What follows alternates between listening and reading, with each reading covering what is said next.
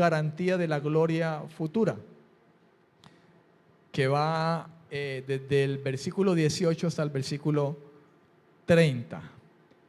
Y hemos quedado precisamente hacia la parte final de ese versículo 18 y hablábamos acerca de cómo Pablo alentaba a la iglesia con respecto a las aflicciones de este mundo, diciendo que no son comparables con la gloria que ha de manifestarse en nosotros como hijos.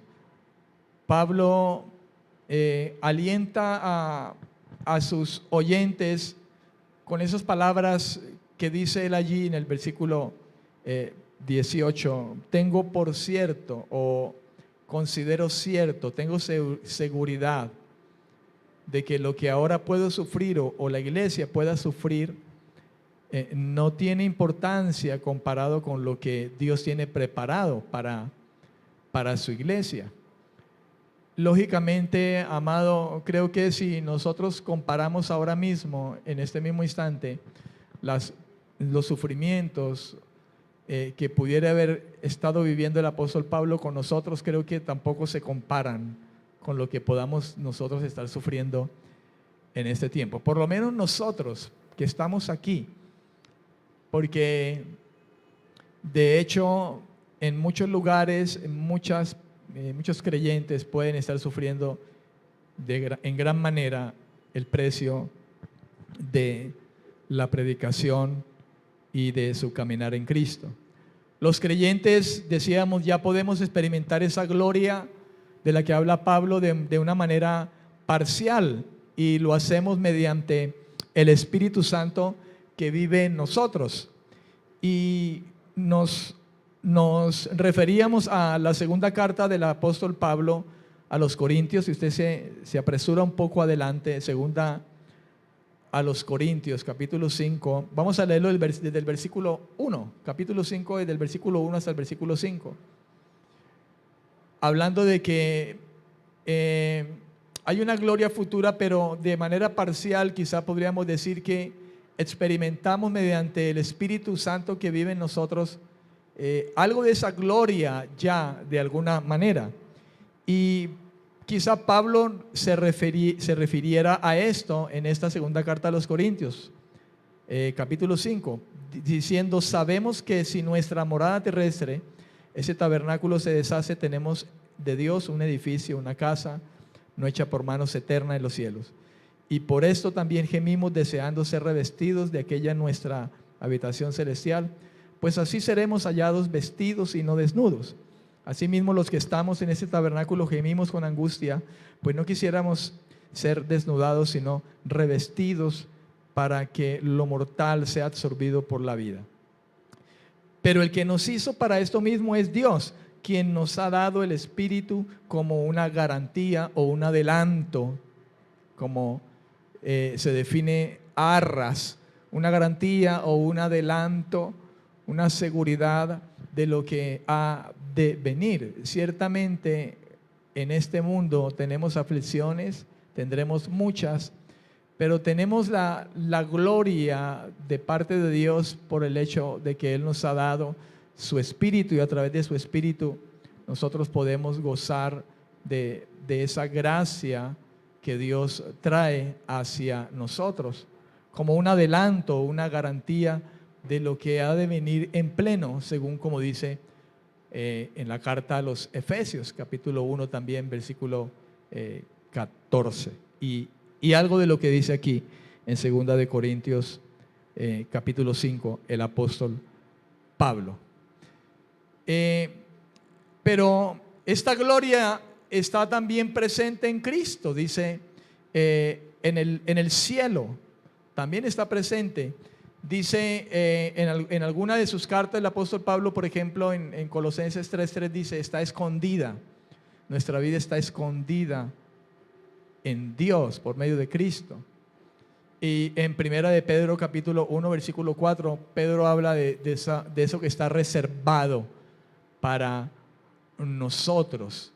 Y estando en Cristo, hermano, nosotros tenemos esa seguridad. Por eso Pablo hablaba a los colosenses allí, en ese capítulo 3, versículo 3, y hablaba acerca de que estamos escondidos, nuestra vida está escondida en Él. Y Pedro hablaba de reservada, lo que está reservado para nosotros. Así que hay una garantía, hermano, hay una seguridad. Y Dios nos ha dado eso por medio del Espíritu que ha puesto en nuestros corazones. Cuando venga el Señor, esta gloria, entonces sí será revelada en nosotros como creyentes. El apóstol Juan, en su primera carta, capítulo 3, versículo 2, decía lo siguiente, en el capítulo 3, primera de Juan, versículo 2, dice: amados, ahora somos hijos de Dios. Escuche, dice: y aún no se ha manifestado lo que hemos de ser, pero sabemos que cuando Él se manifieste seremos semejantes a Él, porque lo veremos tal como Él es. Dice: aún no se ha manifestado lo pleno, pero en Cristo está escondido y está reservado, y Dios nos ha dado, por decirlo de esa manera, algún anticipo de eso que nosotros hemos de vivir en pleno en la presencia de nuestro Dios, en su venida.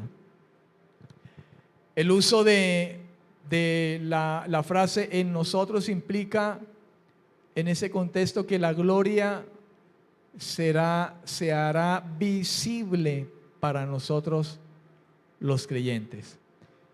Y se hará visible concretamente en nuestros cuerpos. Lo leíamos en 2 de Corintios, ¿recuerda? Capítulo 5, desde el versículo 1 hasta el versículo 5. Usted puede escribir ese versículo allí. Se hará concretamente en nuestros cuerpos. Pablo habla allí de que gemimos en este cuerpo, en este tabernáculo que se está deshaciendo, anhelando ese cuerpo que Dios tiene preparado para nosotros. Así que es una bendición, hermano, el que nosotros podamos conocer y entender estas cosas como creyentes, como algo verdadero, algo en lo que Dios no miente, porque Él mismo habló a sus discípulos diciendo: yo iré a preparar morada, lugar para vosotros. Donde yo esté, también estarán ustedes, dijo el Señor, y seremos transformados a la manera como Cristo fue transformado también. Seremos llevados a la gloria de su presencia y nos dará un cuerpo. Pablo hablaba de que nos dará un cuerpo. Esto corruptible será transformado en algo incorruptible, y Dios sabe que será lo que hará. Lo cierto, mi amado, es que en Él tenemos esa esperanza segura. Amén. El versículo 19 dice: porque el anhelo ardiente de la creación, estoy en Romanos 8, 19, porque el anhelo ardiente de la creación es el aguardar la manifestación de los hijos de Dios. Pablo habla de un anhelo ardiente y refiriéndose, fíjese, a la creación misma. Lo material, esto que Él ha hecho, dice que la misma creación, lo que Dios ha creado, anhela esa manifestación de los hijos de Dios. La creación significa, este anhelo de la creación significa una espera. En el griego se puede entender como una espera ansiosa, un anhelo deseoso de la misma creación. ¿Por qué? Por cuanto esta creación está ligada a la caída del hombre. Está ligada a la caída del hombre. Tengo aquí Génesis, si usted me acompaña, capítulo 3, algo referente a ello, de lo que Pablo habla, porque es Pablo el que lo está hablando y lo ha escrito.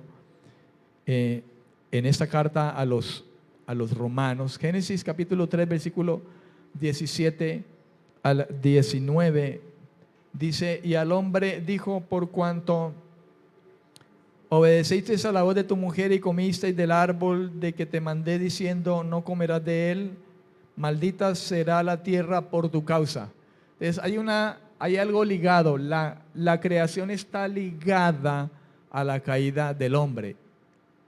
Y por eso Pablo dice, y Pablo ha escrito eso inspirado por el Espíritu de Dios, todos los escritores, los hombres de Dios que escribieron la palabra de Dios fueron inspirados por el Espíritu Santo. De modo que asumimos esto como una verdad, como algo veraz de las Escrituras, para creer nosotros, hermanos, de que Pablo no escribió esto porque se le ocurrió, sino porque el mismo Espíritu de Dios está revelándole aquellas cosas y ahora nosotros las tenemos aquí al frente. La caída del hombre está ligado, o la maldición de la tierra, por decirlo así, como dice ahí en Génesis capítulo 3, versículo 17 al 19, es por causa de la caída del hombre, de modo que hay algo ligado allí con respecto de la creación y el hombre.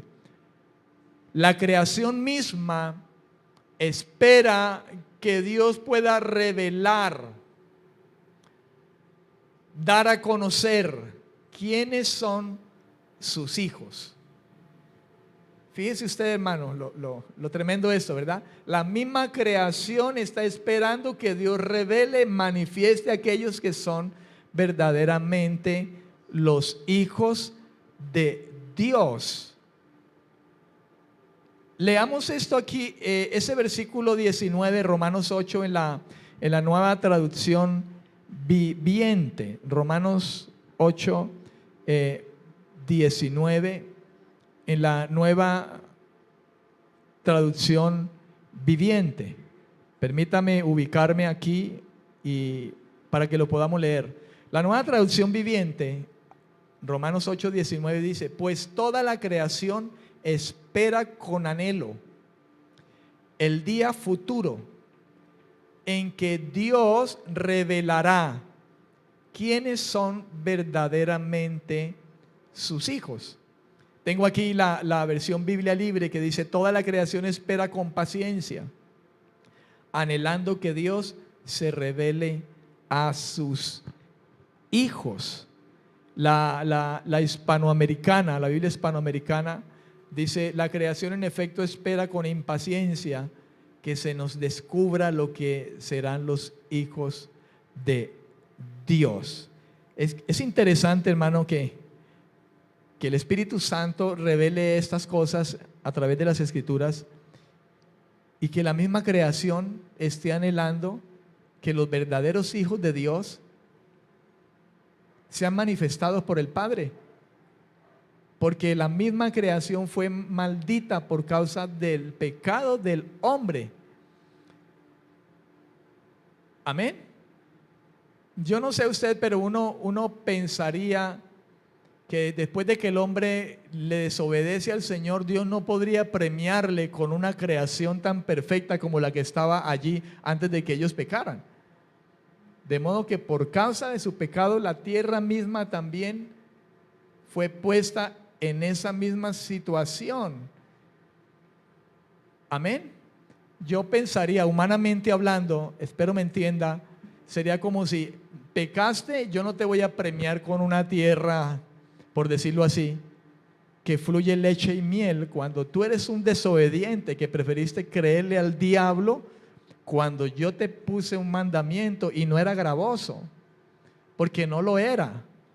Le puso un solo mandamiento, uno solo, inclusive como sabemos nosotros, en el hecho de que de ese árbol no comas, de ese único, cuando quizá eran muchos los que había alrededor. Pero ni siquiera hasta ese punto el ser humano pudo, hermano, obedecer. Creo que ahí estamos pintados los seres humanos, aún como hijos que somos, hermano. Por eso es que hablamos de que simplemente es gracia del Señor, porque nosotros, aunque somos hijos, todavía, hermano, fallamos, todavía erramos al blanco, pero bendito Dios por la gracia, esa gracia especial que Dios ha derramado sobre nosotros. Amén. El versículo 20 dice: la creación fue sujetada a vanidad, no por su propia voluntad, sino por causa del que la sujetó en esperanza. La creación misma, dice, fue sujetada a vanidad, y no porque la misma creación lo quiso así. Sabemos que fue por causa del pecado del hombre, pero Pablo habla claramente que fue Dios, porque todo está bajo el dominio y el control de Dios. Sí, el hombre pecó, pero fue Dios el que sujetó a la tierra misma, por causa del pecado del hombre, a esa vanidad. La palabra vanidad, mataiotes, así como lo logra escuchar, mataiotes. En otras palabras, podríamos hablar de vanidad, mataiotes, como infructuosidad, como vacía, o como inutilidad. Esa palabra vanidad allí, la creación fue sujetada a infructuosidad, que es vanidad, utilizando el término, el original. Podríamos decir también fue sujetada a inutilidad, o fue sujetada a vacío o vanidad. Y esto se refiere a que la creación perdió su verdadera finalidad, por la que fue creada en el principio, o fue condenada al fracaso. Es lo que quiere decir esa palabra vanidad. Fue sujetada a ser infructuosa, a ser inútil, a ser vacía. De tal manera que quizá pudiéramos entenderlo del hecho de que el hombre, Dios le dijo al hombre: vas a tener que trabajar la tierra y con el sudor de tu frente vas a comer. Quizá en ese sentido podríamos entenderlo, de que la tierra, por causa del pecado del hombre, fue sujetada a eso, infructuosidad, inutilidad, de tal manera que el hombre debiera trabajar y con el sudor de su frente poder ganarse su sustento. Esta maldición de la creación ocurrió contra su voluntad, dice el apóstol Pablo, por causa del que la sujetó en esperanza, es decir, porque Dios condenó a la tierra a ello. Dios mismo lo hizo por causa del pecado. Fíjese, hermano, todo lo que involucró el pecado del hombre.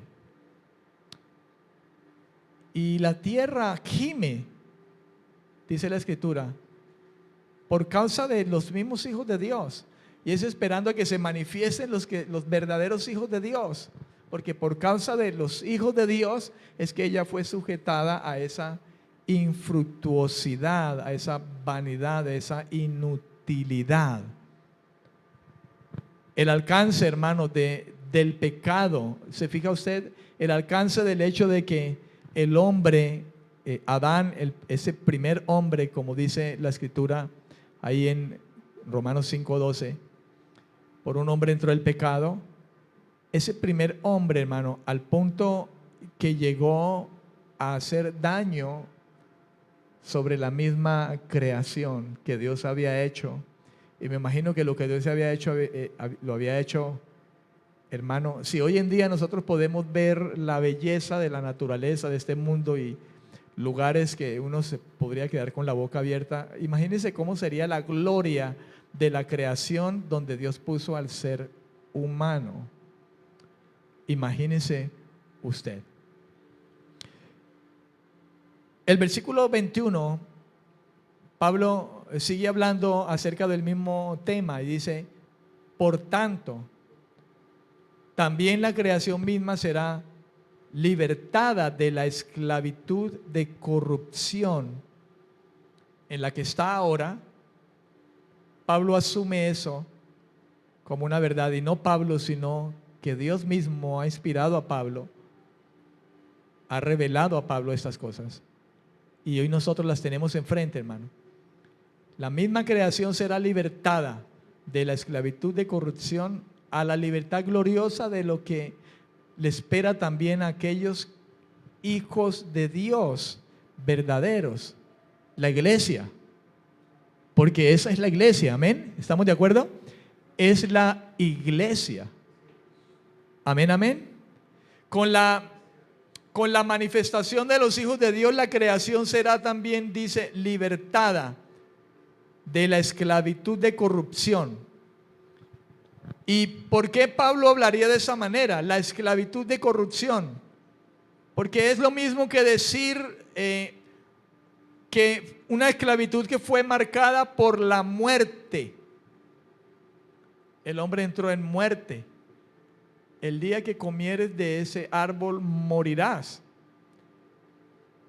Entonces, la esclavitud de corrupción se refiere a esa marca por la muerte en la que el ser humano cayó también por causa de su desobediencia.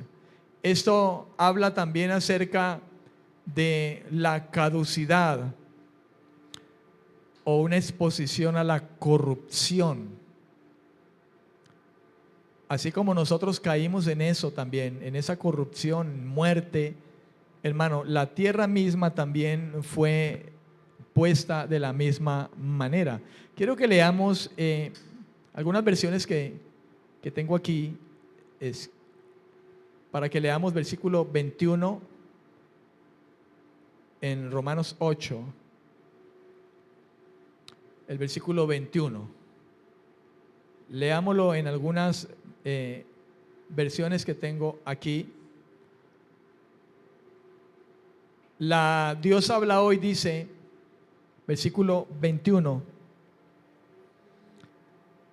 Dice, de ser liberada de la esclavitud, hablando de la tierra, y la destrucción, para alcanzar la gloriosa libertad de los hijos de Dios. Los hijos de Dios vamos a ser llevados a esa gloria, ¿verdad? Esa libertad gloriosa. La tierra misma va a estar en esa misma situación. Recuerde que hablábamos ahora de Génesis capítulo 3, 17 al 19.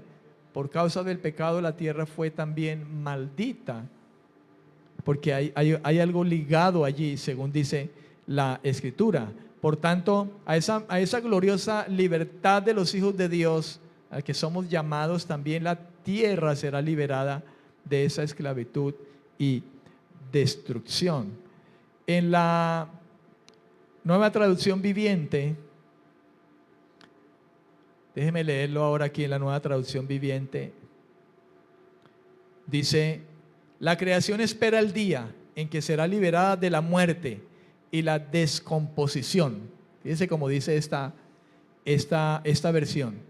La tierra espera el día en que será liberada de la muerte y la descomposición, y se unirá a la gloria de los hijos de Dios. La Biblia Libre dice: pero la creación misma mantiene la esperanza puesta en ese momento en que será liberada de la esclavitud de la degradación y participará de la gloriosa libertad de los hijos de Dios. Gloria al Señor. La libertad implica que la creación finalmente llegará a ese objetivo que Dios había predispuesto para ella. Eso significa la libertad de la que habla, que será partícipe la tierra. El hecho de que la tierra misma, liberada de esa esclavitud de corrupción, llegará a la libertad, que implica que la tierra llegará al objetivo al cual Dios predispuso para ella desde un comienzo, desde el principio. La creación recibirá una gloria propia aplicable a ella. Dios le dará una gloria a ella, a la tierra misma.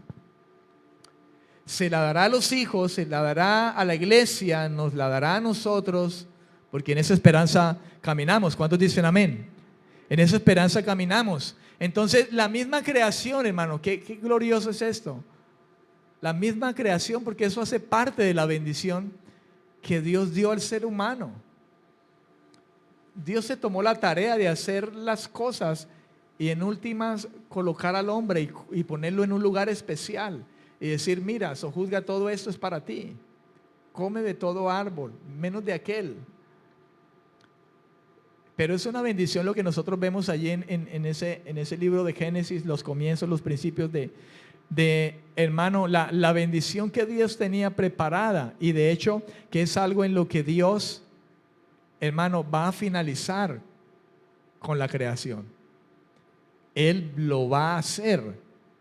Él va a volver a su creación especial, los seres humanos, a nosotros, a volver a esa semejanza en la que nos creó desde el comienzo, para que fuéramos semejantes a Él, como dice Romanos 8, 29, por ahí, en esas partes.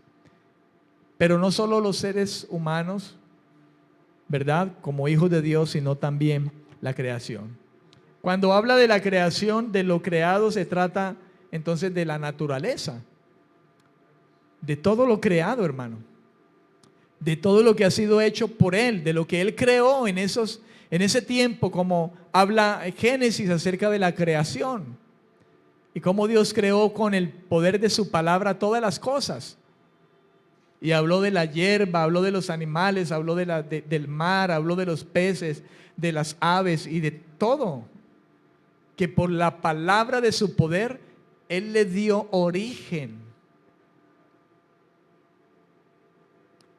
Pudiéramos entender esto, hermano, en que Dios se trazó un propósito, un plan, y Dios lo va a llevar a cabo.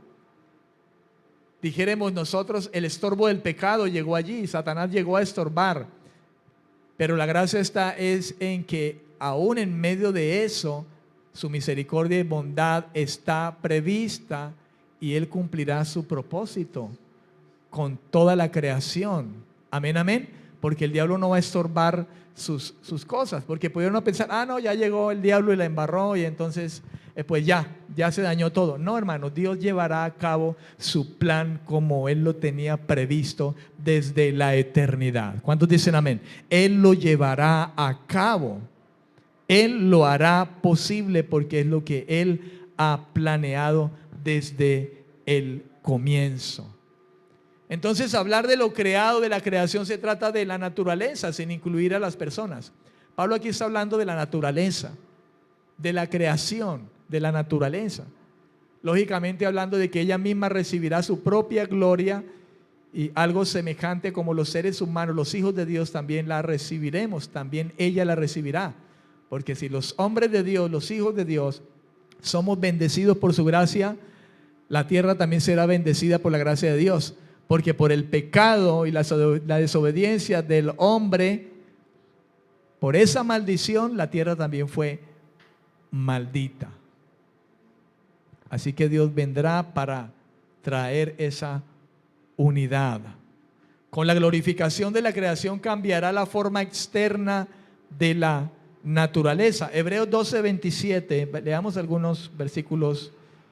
Tengo aquí Hebreos 12, 27. Leamos qué dice la escritura. 12, 27. Quizá acerca de lo que el apóstol Pablo nombra aquí. Dice, y esta frase una vez más indica la remoción de las cosas movibles como cosas hechas para que queden las inconmovibles. En segunda de Pedro 3:10, Pedro haciendo alusión a algo referente a esto, segunda de Pedro 3:10, dice, pero el día del Señor vendrá como ladrón en la noche, y entonces, dice Pedro, los cielos pasarán con gran estruendo, los elementos ardiendo serán deshechos, y la tierra y las obras que en ella hay serán quemadas. Amén. Serán quemadas. Si seguimos leyendo, el versículo 11 dice, puesto que todas estas cosas han de ser desechas, ¿cómo no debéis vosotros andar en santa y piadosa manera de vivir, esperando y apresurándoos para la venida del día de Dios, en el cual los cielos encendiéndose serán deshechos y los elementos siendo quemados se fundirán? Pero nosotros esperamos, según sus promesas, cielos nuevos y tierra nueva, en los cuales mora la justicia, dice Pedro. Y parece que Pedro está haciendo alusión a lo mismo de lo que Pablo, a través de estos versos escritos a los romanos, está refiriéndose. Dios lo hará.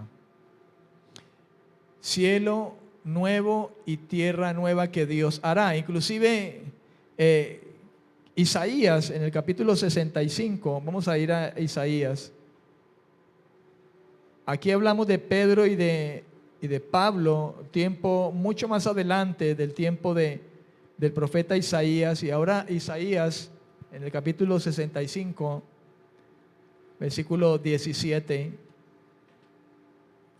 dice: porque he aquí que yo crearé nuevos cielos y nueva tierra.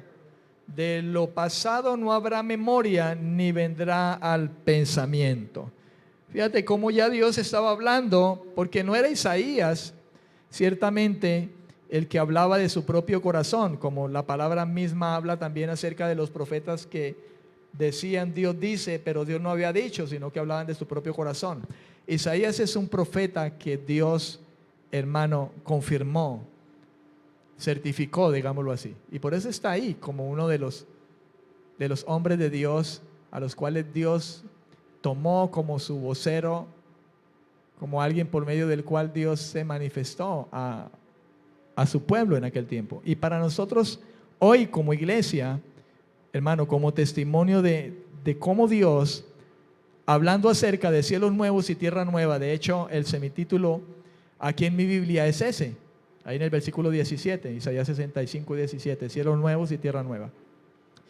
Y Dios, hablando a través del profeta Isaías, dice: porque aquí yo crearé. Y ese yo es el Señor. Yo es el Señor. Yo crearé nuevos cielos y nueva tierra. De lo pasado, dice, no habrá memoria, ni vendrá el pensamiento. No habrá memoria ni vendrá el pensamiento. Dios hará todo nuevo, como al principio. Amén.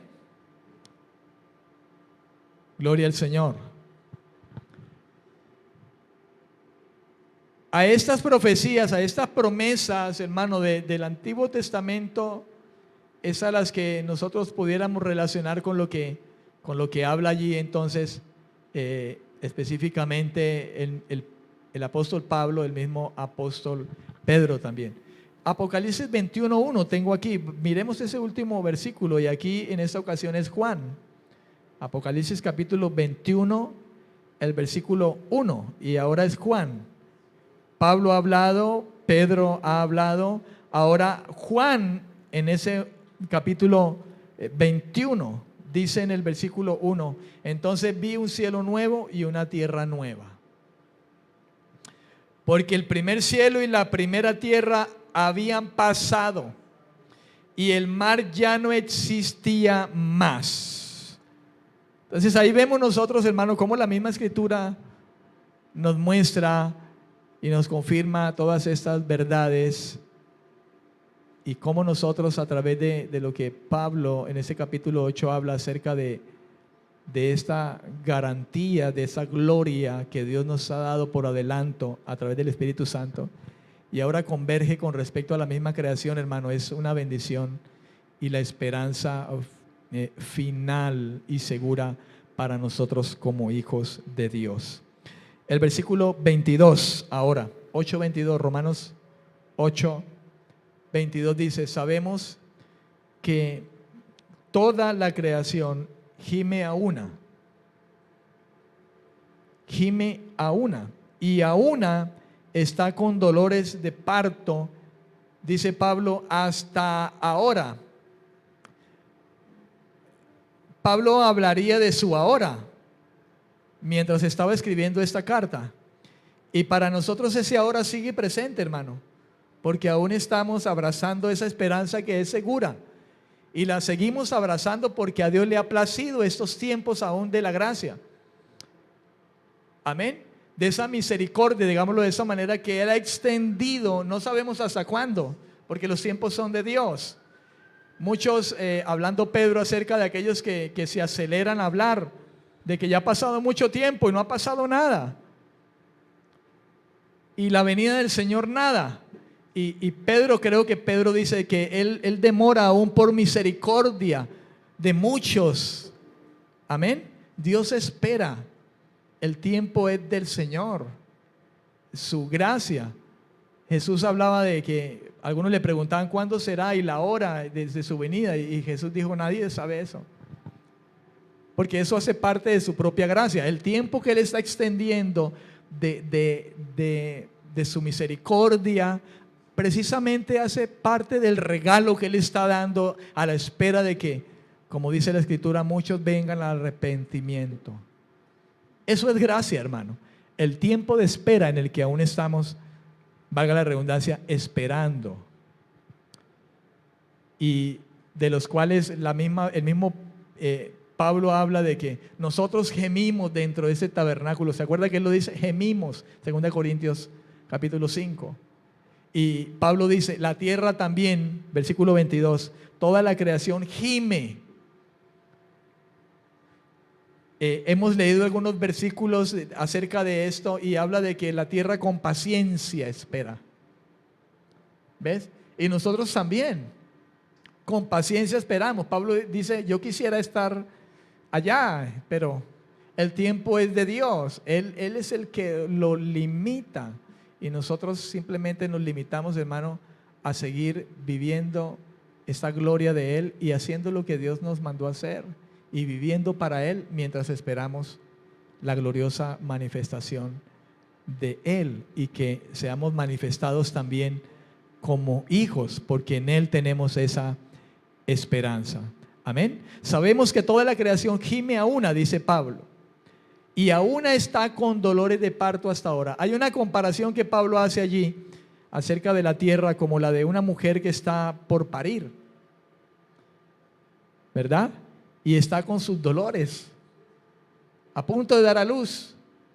Y hace esa comparación, ¿sabe? Con la tierra, con la creación, con la naturaleza, como gimiendo a una, y dice con dolores de parto, esperando esa manifestación de los hijos de Dios. Porque fíjese que la restauración de las cosas, hermano, está supeditada a la gloria que ha de manifestarse en los hijos. Amén. Porque de eso dependió también de que la tierra fuera maldita. Si Adán no hubiese pecado, pues la tierra estaría con esa gloria con que Dios la había creado. De la misma manera, ahora, nosotros como hijos de Dios, hermanos, la tierra vive en esa condición. La condición presente de la creación, no obstante, no es la definitiva. Y leímos algunos versículos, leímos a Juan, leímos a Pedro, leímos a Isaías, aún desde tiempos atrás, hablando de que Él hará cielos nuevos y tierra nueva. Así que la condición presente de la creación no es la definitiva. Pablo acude aquí, como ya lo dije, a esa figura de la madre que gime con dolores de parto. La creación tiene un destino planeado por Dios. Ya está planeado por Dios y no va a cambiar, hermano. Amén. Los planes de Dios no van a quedar allí. Dios va a llevar a cabo el plan que desde la eternidad se trazó, inclusive antes de crearnos a nosotros o de que hiciera algo de lo que ahora vemos frente a nuestros ojos. Dios planeó, Dios lo va a llevar a cabo, sus planes.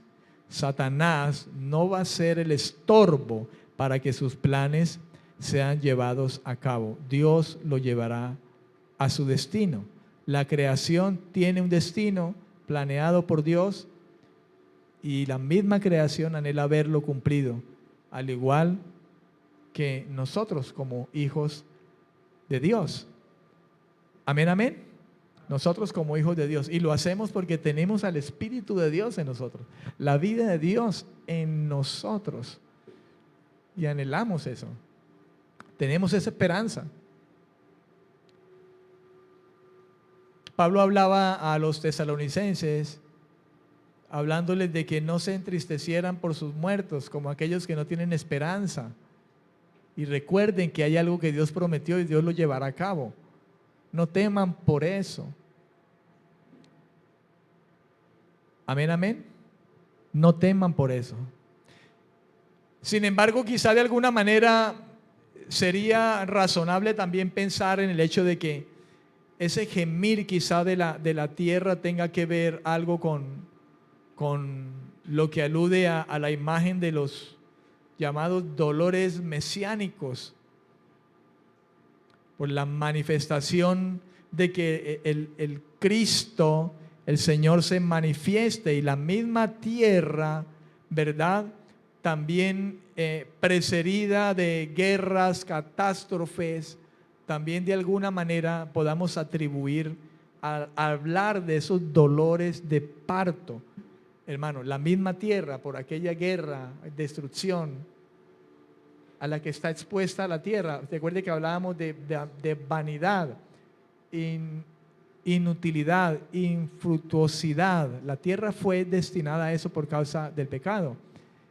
Y el que sujetó a eso fue el mismo Dios. Y pudiéramos quizás de manera razonable pensar que Pablo aluda también con esta imagen de dolores de parto a eso, a la misma creación, que en este sentido también pudiéramos hablar acerca de esto. En Miqueas 4:9, tengo aquí ese texto, Miqueas. Si alguien encuentra Miqueas, me dice.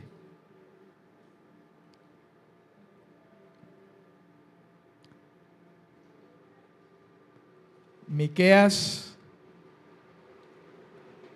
le dije.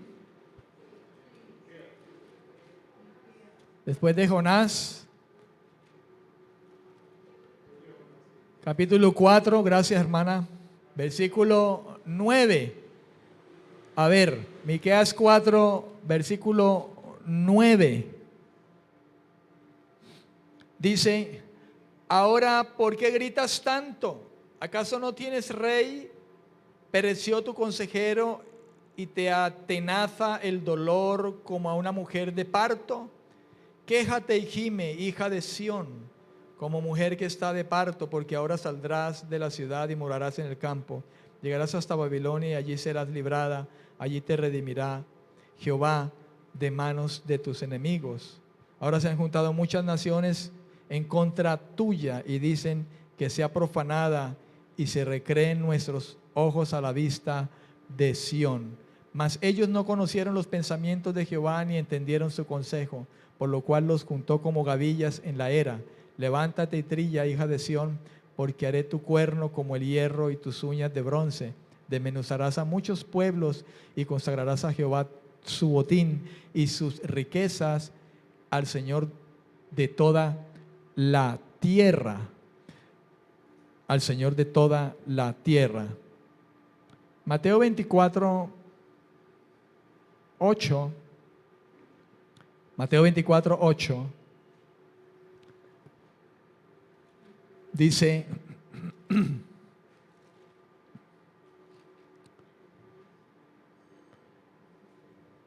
pero todo esto es solo principio de dolores. Y todo esto pues es lo que está más atrás en el contexto, ¿verdad?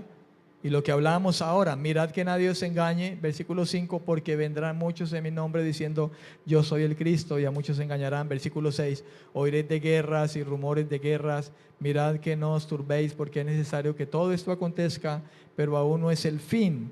Se levantarán nación contra nación y reino contra reino, y habrá pestes y habrá hambres y terremotos en diferentes lugares, pero todo esto es solo principio de dolores.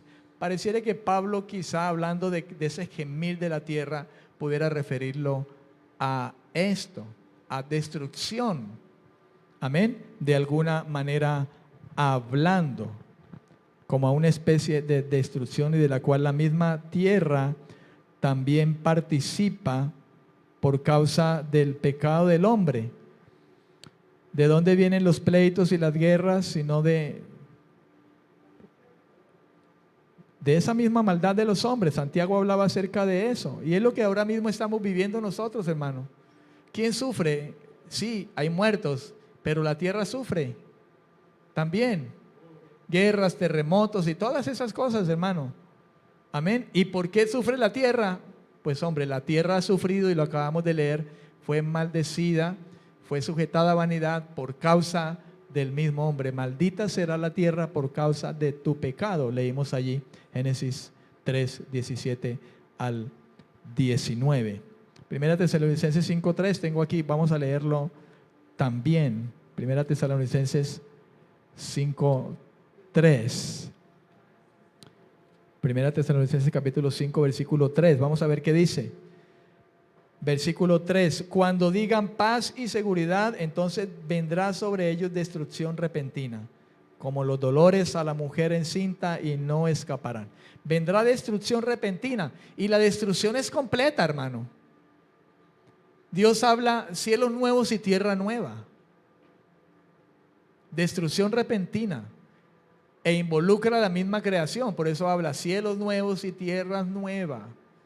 Todo será removido. Amén. Todo será removido. Vamos a dejar allí, en el versículo 22. Entonces, para iniciar el versículo 23, y creo que ya terminar. Amén. Pero vamos a dejar hasta allí.